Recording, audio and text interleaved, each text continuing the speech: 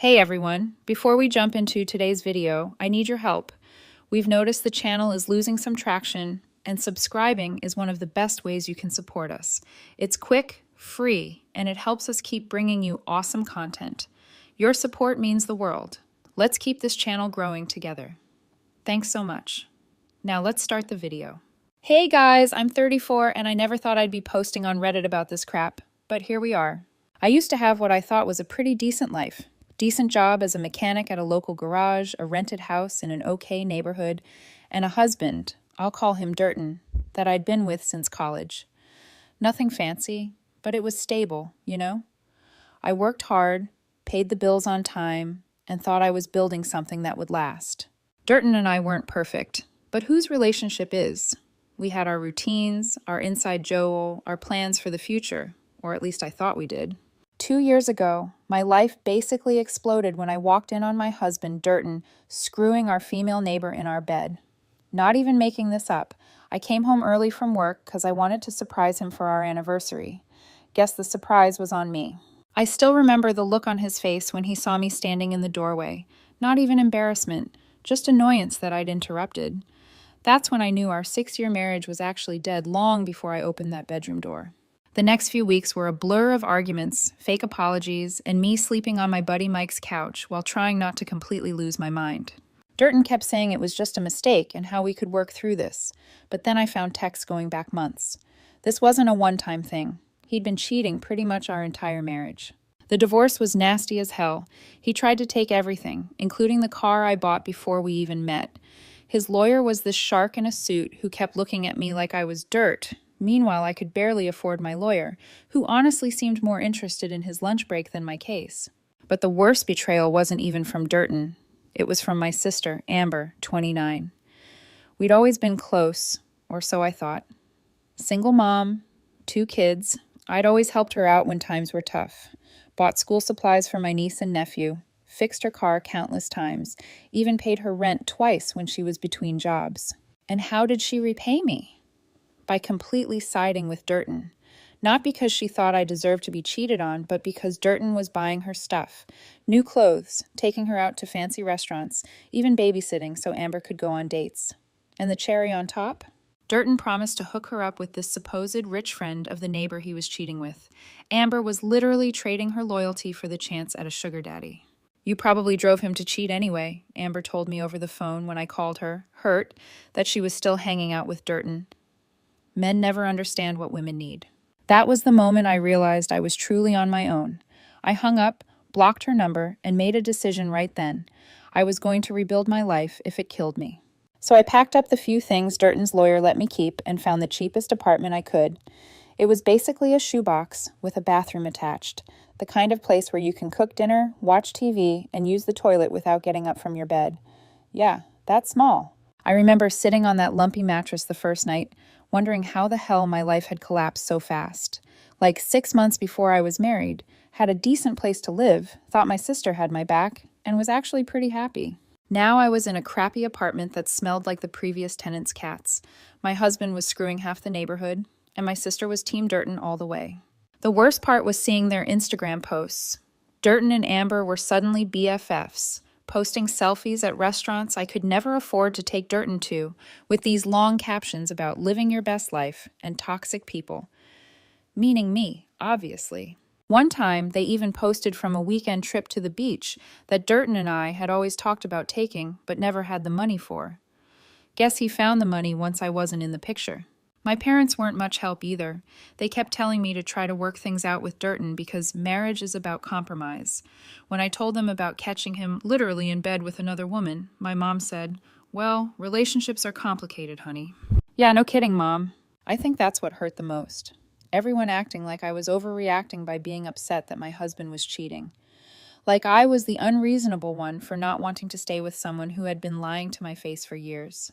The breaking point came when I ran into Amber at the grocery store about a month after moving into my shoebox apartment. I was buying ramen and cheap coffee, basically my entire diet at that point, and she was loading up on expensive snacks, the kind of stuff she could never afford before. I tried to avoid her, but she spotted me and came over with this fake, concerned look. "Oh my God, you look terrible," she said, eyeing my cart. Are you eating enough? Before I could answer, she launched into this story about how Durton was doing so much better now, and how his new girlfriend, the neighbor, was so generous and took them all out to this fancy restaurant last weekend. You know, she said, leaning in like she was sharing some big secret, Durton told me everything about why your marriage failed. You really should have paid more attention to his needs. I just stared at her, not even knowing how to respond to that. My sister, who I'd helped raise after our dad left when she was 12, was standing in front of me, basically saying I deserved to be cheated on. Durton's new girlfriend might have a friend you'd like, she added with a smirk. Someone who can afford better groceries than this. She gestured at my cart. I left my groceries right there in the aisle and walked out. Didn't say a word to her, just turned around and left. That night I made a plan. I was done feeling sorry for myself. Done letting Durton and Amber make me feel like I was the problem. I was going to rebuild my life from scratch, and I was going to do it so well that they'd choke on their words. My goal was to work my ass off until I could afford a place of my own, a real place, not a depressing shoebox. Something that was mine, that no one could take away from me. Revenge would taste sweet in the end. So my routine went insane, and probably wasn't healthy, but I didn't care. I'd wake up at 5 o'clock a.m., hit the crappy gym in my apartment building, basically just a treadmill and some dumbbells in a closet, then get to the garage by 6:30. I'd work until 6 o'clock or 7 p.m., sometimes later if we had emergency repairs. Then I'd grab some cheap takeout, go home, and study until my eyes couldn't stay open anymore. Weekends weren't any better. I picked up side jobs fixing cars for cash, changing oil, replacing brake pads, swapping out alternators, basic stuff I could do in parking lots with minimal tools. It wasn't exactly legal, but it paid, and I needed every dollar. The manager, I'll call him Rick, started giving me more responsibilities at the shop. First, it was just ordering parts and talking to customers. Then he let me handle the scheduling and some of the hiring. By month 6, I was basically running the place while he supervised, aka played solitaire in the back office. You know, he told me one day while we were locking up, I've owned this place for almost 30 years. Never had someone work as hard as you do. What's driving you, kid? I thought about telling him the whole sad story, the cheating husband, the backstabbing sister, the whole mess, but instead I just said, trying to buy a house.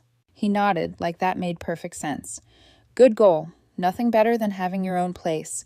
No landlord to answer to, no worrying about rent going up. Smart move. That simple validation meant more to me than he probably realized. In a world where everyone seemed to think I was the bad guy for being upset about being cheated on, having someone just say good job was huge. The funny thing is, even though I was working nonstop, I started feeling better. The constant activity kept me from sitting around feeling sorry for myself, and seeing actual progress in my bank account every month gave me something to focus on besides how much my life sucked. Don't get me wrong. I still had plenty of bad days. Days when I'd see a post from Durton or Amber and have to resist the urge to throw my phone against the wall. Days when a customer would come in who reminded me of that neighbor, and I'd get flashbacks of walking in on them. But those days got fewer and farther between as time passed. The online classes were kicking my ass, though. I hadn't been a great student in high school, and trying to learn accounting principles after a 12-hour shift fixing cars was brutal. I failed the first practice exam so badly that my online tutor actually called me to ask if I was okay. But I kept at it, studying during lunch breaks, watching tutorial videos while waiting for parts deliveries, drilling myself with flashcards before bed. Slowly, painfully, I started to get it. The more I understood, the more I could see how Rick's business could be improved. He was still doing everything old school, paper invoices, no real inventory system, pricing based on gut feeling rather than actual costs. One night after closing, I showed him a spreadsheet I'd made analyzing the last 6 months of jobs. I'd broken down which services made the most profit, which customers were repeat business, which suppliers gave us the best deals. It was basic stuff I'd learned in my classes, but Rick looked at me like I'd just performed magic. "Where did you learn to do all this?" he asked, scrolling through my analysis. "Online classes," I said. "Been taking them at night." He gave me this long look, then said something that changed everything. "You know, I've been thinking about selling this place when I retire. Always figured I'd just close up shop, but you interested in buying me out someday?" I couldn't believe what I was hearing. Own the garage? Actually be my own boss? It seemed impossible. I don't have that kind of money, I said. Rick waved his hand dismissively. We could work something out. Payment plan. You taking over more and more while I phase out. I'd rather sell to someone who gives a damn than some corporation that'll fire everyone and jack up prices. It was the first time in ages that I felt like maybe things might work out. Not just getting by, but actually building something. Having a future that I controlled. That night, I went home and added another goal to my list. Not just buy a house, but buy the garage too. It would take longer, require even more work, but the thought of owning my own business and being completely independent was too good to pass up. About a year into my non-stop grind, things at the shop were going great. Rick had basically made me the manager, and our business was up 30% since I'd started running things. I was saving every penny that didn't go to rent or food. My social life was non-existent, but I didn't care. I had a plan. Then I started hearing whispers that things weren't so perfect in Durton and Amberland. The woman Durton had been cheating with? Yeah, he'd moved on to someone else barely 2 months after our divorce was final. Apparently, he wasn't interested in anything serious, and that rich sugar daddy Durton had promised to introduce Amber to turned out he was just some broke guy pretending to be rich to get into clubs. When Amber finally met him, he tried to get her to pay for dinner.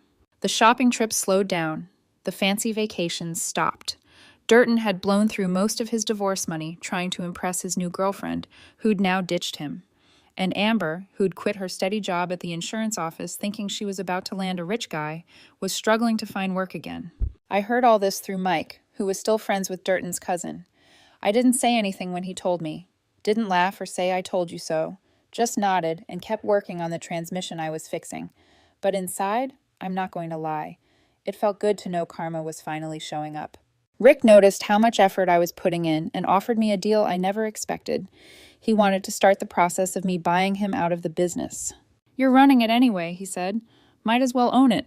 We worked out a payment plan that would take years, but it was doable. Between that and my savings, I finally had enough for a down payment on a modest house in a decent neighborhood. Nothing fancy, but it would be mine. The day I signed the papers for the house, I immediately got a text from a number I didn't recognize. It was Amber. Somehow she'd gotten a new phone and wanted to reconnect, said she missed her sister and that family should stick together. I didn't respond. I was too busy planning my move. Then one Saturday, I was at the shop late, finishing up a complicated engine rebuild when Rick came in. He usually didn't work weekends, so I was surprised to see him. Don't you ever take a day off? He asked, shaking his head. I shrugged. Got nowhere else to be. He sat down on the stool next to my workbench. Look, I've been meaning to talk to you about something. My wife and I are thinking about moving to Arizona. Her arthritis is getting worse, and the cold winters here aren't helping. Doctor says a warmer climate would be good for her. My heart sank. Was he selling the garage to someone else after all my hard work? So, what happens to the shop? I asked, trying to keep my voice casual. He looked at me like I was an idiot. That's what I want to talk about. I'm ready to accelerate our plan. Instead of the 5-year buyout we discussed, I want to do it in 2. You take over as owner at the end of the year. We work out a payment schedule you can handle, and I head west for some sunshine. I couldn't believe what I was hearing. It was happening way faster than I'd expected. I don't know if I have enough saved for that kind of down payment yet, I admitted. I just put most of my savings toward the house. Rick waved his hand. We'll figure it out. You've already increased business by 30%. The place is worth more with you running it anyway. Maybe we adjust the percentages a bit. You get a bigger cut of the profits now, but more of that goes toward your ownership stake. We spent the next hour working out the details. By the time he left, we had the outline of a deal that would make me the owner of Rick's Auto Repair by Christmas. It wasn't perfect. I'd be stretching myself financially for a couple of years, but it was doable. And the thought of owning my own business before I turned 35? That was worth the risk. As I was locking up the shop, my phone buzzed with another text from Amber. This one was less friendly than the first. Seriously? You're just going to ignore me after everything I've done for you? Real mature, sis. I snorted. Everything she'd done for me. Like trash-talking me to my cheating husband, mocking my pain while I was at my lowest point, and choosing Durton's empty promises over her own sister. I typed out about 5 different angry responses, deleted them all, and finally settled on, busy with work, talk later. It was non-committal enough that she couldn't accuse me of ignoring her, but vague enough that later could mean basically never. I had no interest in letting Amber back into my life just because her meal ticket had disappeared. When I got home to my crappy apartment that night, I looked around at the packed boxes and cheap furniture and felt something I hadn't experienced in a long time: pride. In just a few days, I'd be moving into my own house. In a few months, I'd own my own business. And I'd done it all by myself, while the people who were supposed to love me had been betting on my failure. And because nothing in this life is perfect, the next morning I got a call from the real estate agent. The seller was trying to back out, claiming they got a better offer. My stomach dropped, but the agent reassured me the contract was airtight. It had just delayed closing by a couple of weeks while their lawyer set them straight. Annoying, but after the year I'd had, one more obstacle wasn't going to stop me. 3 days before I was set to move into my new place, there was a knock at my apartment door. I wasn't expecting anyone, and the few friends I had left knew I was busy packing. I opened the door to find Amber standing there, looking nothing like the confident woman who'd mocked me at the garage a year ago. Her hair was a mess, her clothes were wrinkled, and she had this desperate look on her face that I recognized. It was the same look she used to have before asking me for money. "Hey, stranger," she said, trying to sound casual. "Can I come in?" I didn't move from the doorway. "What do you want, Amber?" She forced a laugh. "Can't a sister just visit her sister? It's been forever."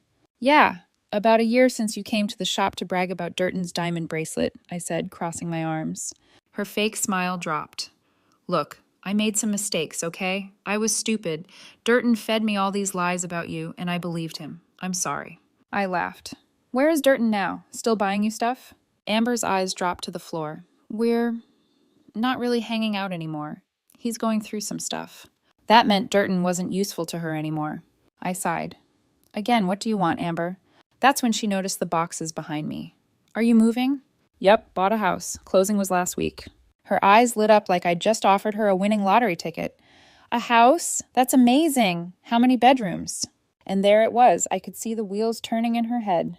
"3," I said, knowing exactly where this was going. "That's perfect," she exclaimed, way too enthusiastically. "Because, well, I'm kind of in a situation. My landlord's selling the building, and we have to be out by the end of the month. The kids and I have been looking, but you know how crazy rent is these days." I just stared at her, waiting for her to get to the point. "So I was thinking," she continued, "maybe we could help each other out. The kids and I could move in with you. We wouldn't be any trouble. I could help with bills once I find a new job, and the kids would love having their aunt around." The audacity was actually impressive. After everything, the betrayal, the mockery, the complete dismissal of my pain, she really thought she could just show up and get a free place to live. "No," I said simply. Her smile faltered. "What do you mean, no?" "I mean, no. You can't live with me. Not now, not ever." She switched tactics immediately, her eyes welling up with tears. "But the kids, they have nowhere to go. We might end up in a shelter. Is that what you want? Your own niece and nephew homeless because you're too selfish to help?" That's when I lost it. Not by yelling or slamming the door, but by laughing. I couldn't help it. The sheer manipulation was so transparent. "Where were you when Durton was screwing around behind my back?" I asked. "Where were you when I was sleeping on Mike's couch? When I lost my house, my savings, my marriage? Oh, right. You were shopping with the man who destroyed my life, laughing about what a loser I was." Her face went pale. I didn't mean..." I started to close the door, but she stuck her foot in the way. "Please," she begged, real desperation in her voice now. "I have nowhere else to go. Mom and Dad won't help. Durton's ghosting me, and my friends, they can't take us in." "That sounds like a you problem," I said, echoing the exact words she'd said to me when I told her Durton had taken most of our joint account before I could freeze it. I moved her foot and closed the door. For about 5 minutes, she stood out there knocking and calling my name. I ignored her completely, going back to packing boxes like she wasn't even there. Eventually, she gave up and left. I thought that would be the end of it. I should have known better. The next day, my phone started blowing up with texts and calls, not just from Amber, but from my parents, too. Apparently, Amber had gone straight to them with some sob story about how I was refusing to help her and the kids in their time of need. My mom's voicemail was classic guilt trip material. "I raised you better than this. Family helps family. I can't believe you would let your sister and those poor children suffer when you have a whole house to yourself." Never mind that my parents had barely reached out during my divorce. Never mind that they'd suggested I try to work things out with Durton even after I told them about the cheating. Never mind that they'd done absolutely nothing to help me when I was the one in crisis. My dad's message was worse. "Emily, I'm disappointed in you. A woman takes care of her family. Your sister needs help, and you're in a position to provide it. That's your responsibility as her sister. I hadn't heard from my dad in months, and this was what finally got him to call, telling me I wasn't being a good enough sister because I wouldn't let my backstabbing sibling move into the house I'd worked my ass off to buy. I didn't respond to any of them. Instead, I focused on finishing my packing and coordinating with the moving company. I had taken the day off from the garage specifically to get everything ready for the move, and I wasn't going to waste it dealing with family drama. Then came the text that really set me off. It was from Durton. Yeah, my ex-husband, the man who cheated on me for most of our marriage, thought he had the right to weigh in. I know we're not on the best terms, but I'm really worried about Amber and the kids. You bought a house with plenty of room but won't help them? That doesn't sound like the woman I married. Please reconsider. The hypocrisy was so stunning I had to read it twice. I finally broke my silence with a single reply. The woman you married no longer exists. You killed her. Do not contact me again. Then I blocked his number. By that evening, the messages from my family had taken on a more threatening tone. My mom was now saying she was going to have to get involved if I didn't do the right thing. My dad mentioned something about coming over to talk some sense into me. Amber had switched from begging to angry accusations about how I was showing my true colors and always was the selfish one. I didn't care anymore. Let them come. Let them threaten. I was done being the family doormat. The next morning, I woke up to a new voicemail from an unknown number. It was Durton's mother, my former mother-in-law, telling me she was very disappointed in how I was treating Amber and that she had raised Durton to believe family comes first. I nearly choked on my coffee. Yeah, Durton really put family first when he was screwing the neighbor. I realized they were pulling out all the stops, contacting anyone they thought might have influence over me. It was pathetic and desperate, but also a little scary. How far were they willing to go? I decided to take some precautions. I called the real estate agent and asked if we could move up the closing date, explained that I had some family issues and needed to get into the house as soon as possible. She said she'd try, but no promises. Then I called Rick and explained the situation. He was surprisingly understanding, even offering to let me crash at his place if things got too intense with my family. I also called Mike, who had been my rock through the divorce. He immediately offered to come over and help me finish packing, and to be there when I moved in, just in case my family tried to show up and cause trouble. Dude, he said, they're only coming around now because you're doing well. Where were they when you were sleeping on my couch? Screw them. It felt good to have people in my corner, even if they weren't blood relatives. That afternoon, the real estate agent called with good news. We could close the next day. The seller had finally accepted that they couldn't back out, and all the paperwork was ready. I'd be able to move into my new house 48 hours earlier than planned. I didn't tell anyone in my family about the change in plans. Let them show up at my empty apartment. By then, I'd be safely in my new home with a security system installed and no forwarding address left behind. Moving day came, and I left my crappy apartment behind for good. My new house wasn't anything special by most people's standards, but to me, it was everything. I spent that first night sitting on my back porch with a cold soda, looking up at the stars, feeling like I could finally breathe again. And I did something I probably shouldn't have. I posted a few photos of my new place on Facebook. Nothing flashy, just a simple, new chapter, new home post. I knew Amber would see it. I knew my parents would see it. Part of me wanted them to. The reactions were immediate. Friends I hadn't talked to in ages congratulated me. Guys from the shop liked the post. A few people from high school commented about how well I was doing. And then the private messages started. My dad telling me how disappointed he was, that I would flaunt my success while your sister struggles. My mom saying I was being needlessly cruel. And Amber, she went nuclear. She posted this long, dramatic rant on her page about how money changes people. She didn't tag me, but everyone knew who she was talking about. I didn't engage with their drama. I focused on the garage. Business was booming, and Rick was talking about retiring earlier than planned. We were working out the details of me taking over completely within the next year. For the first time since finding Durton with that woman, I was actually happy, not just surviving, but thriving. And I'd done it all on my own. But of course, they couldn't just let me be. 3 days after I moved in, my mom called from a new number I hadn't blocked yet. I picked up without checking caller ID, thinking it might be a client from the garage. Hello? Finally you answer, my mom's voice said. That special mix of relief and accusation We've been trying to reach you for days. I sighed. What do you want, Mom? What do I want? I want you to act like the daughter I raised. Your sister and those children are about to be homeless, and you're ignoring their calls while living in a big, empty house all by yourself. I had to laugh at that. Big, empty house? Mom, it's a modest 3-bedroom in a middle-class neighborhood. And it's not empty. I live here. You know what I mean, she snapped. You have room. They need room. It's that simple. Nothing's ever that simple, I said. Where was all this family concern when Durton was cheating on me, when I was the one who lost everything? There was a pause on the line. Then, in a softer voice, she said, that was different. How? How was it different? I demanded. You're a woman, she said, like that explained everything.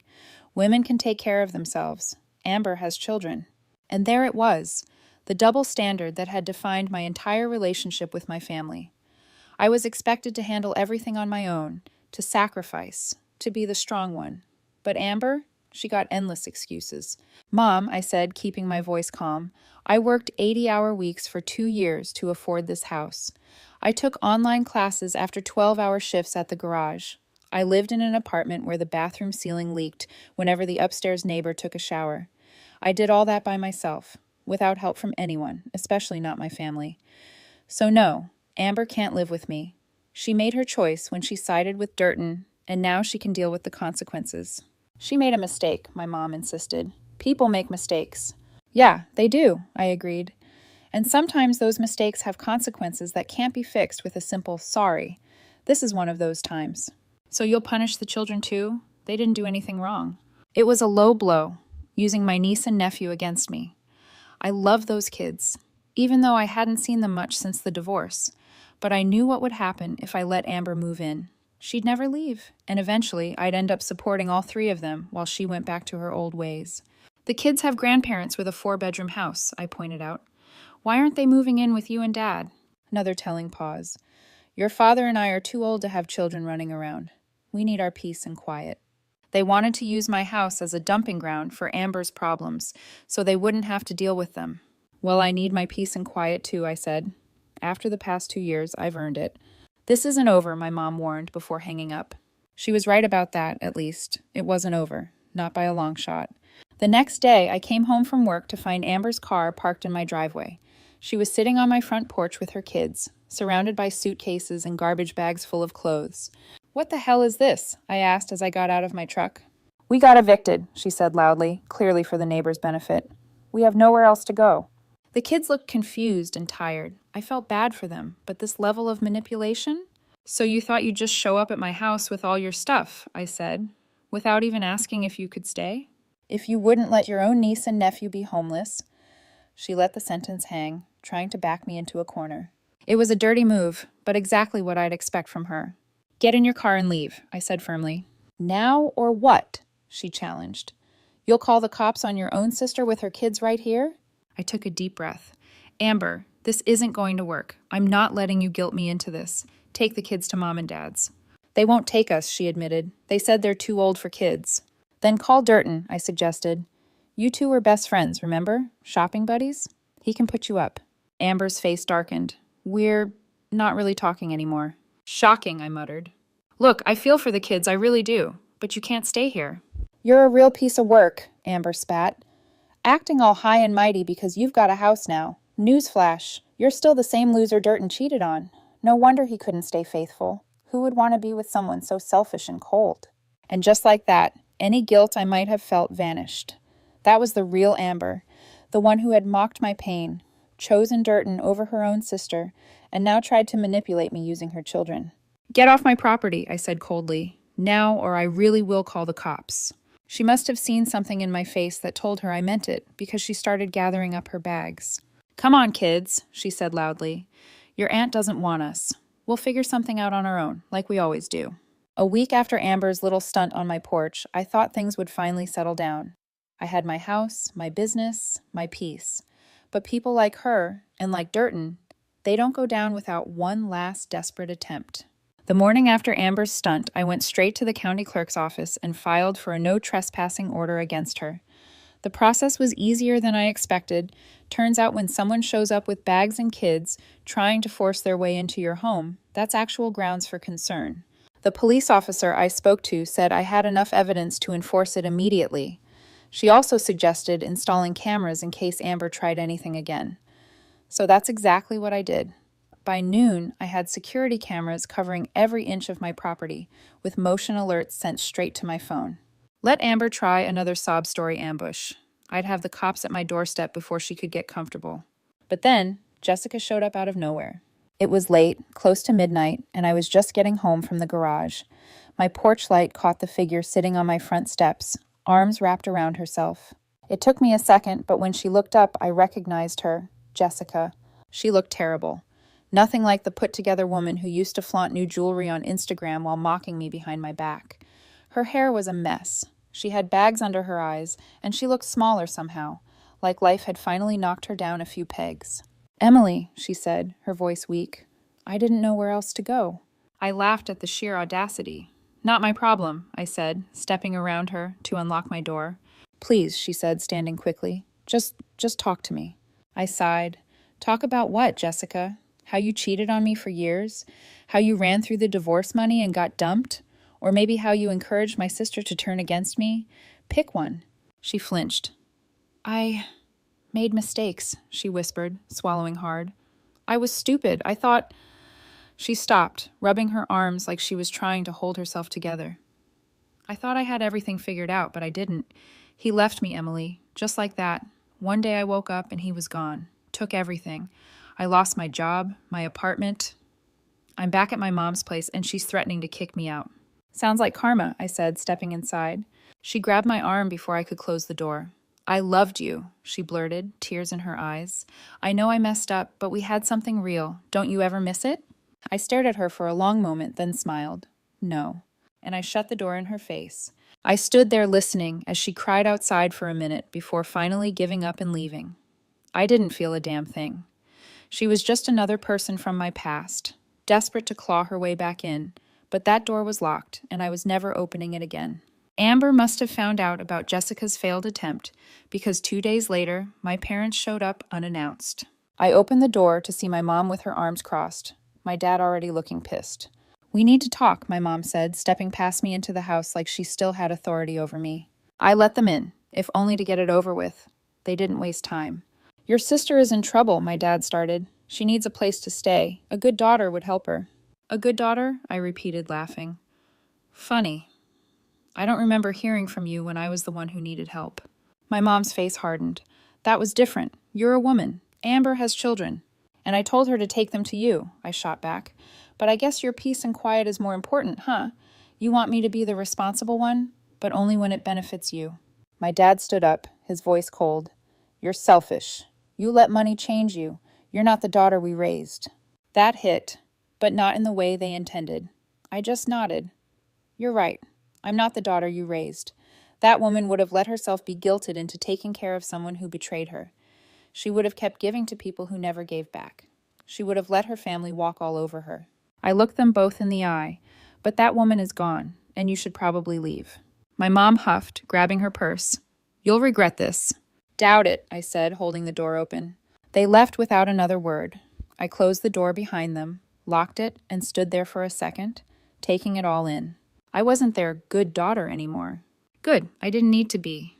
I had a house, a business, a future. I built it all from scratch. And as I stood in my own home, with nobody left to drag me down, I realized something. I'd never been freer in my entire life.